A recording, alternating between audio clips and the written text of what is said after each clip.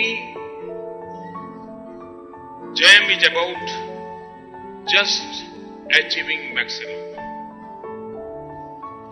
maximum value for every rupee spent,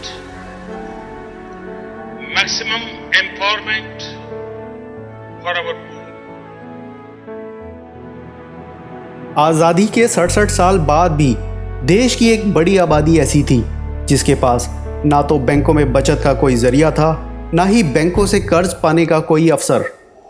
प्रधानमंत्री मोदी ने इस बुनियादी मसले का समाधान करते हुए 28 अगस्त 2014 को जन धन योजना की शुरुआत की।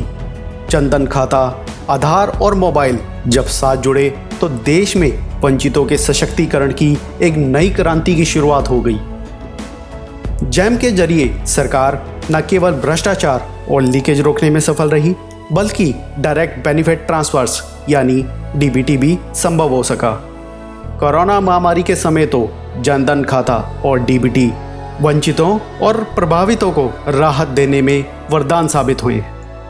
मैंने मेरी गेहूं की फसल न्यूनतम समर्थन मूल्य पर कोटा मंडी में बेची थी, जिसका संपूर्ण भुगतान 24 घंटे के भीतर मेरे खाते में आ गया है। आधार कार्ड लेके गई मैं, बड़ी आसानी से खुल गया मेरा खाता, कोई किसी बात की कैसी भी परेशानी ना। मैंने जन धन योजना में एक खाता खुलवाया है। पहले जब खाता खुलवाते थे तो बहुत सारे डॉक्यूमेंट लगते थे और अब सिर्फ आधार कार्ड से ही खाता ओपन हो जाता है। प्रधानमंत्री जन धन योजना में मैंने खाता खुलवाया है।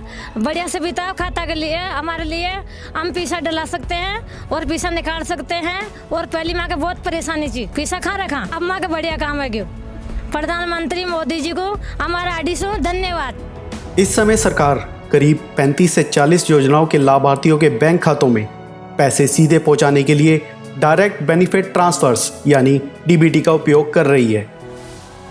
श्रमिकों की मजदूरी का पैसा डीबीटी से अब सीधे उनके जनधन खाते में जमा हो रहा है।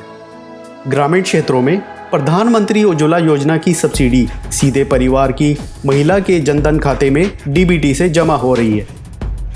मंडी में एमएसपी पर फसल बेचकर किसान बिना किसी बिचौलिए और कटौती के डीबीटी के जरिए अपनी फसल का पूरा दाम अपने बैंक खातों में प्राप्त कर रहे हैं।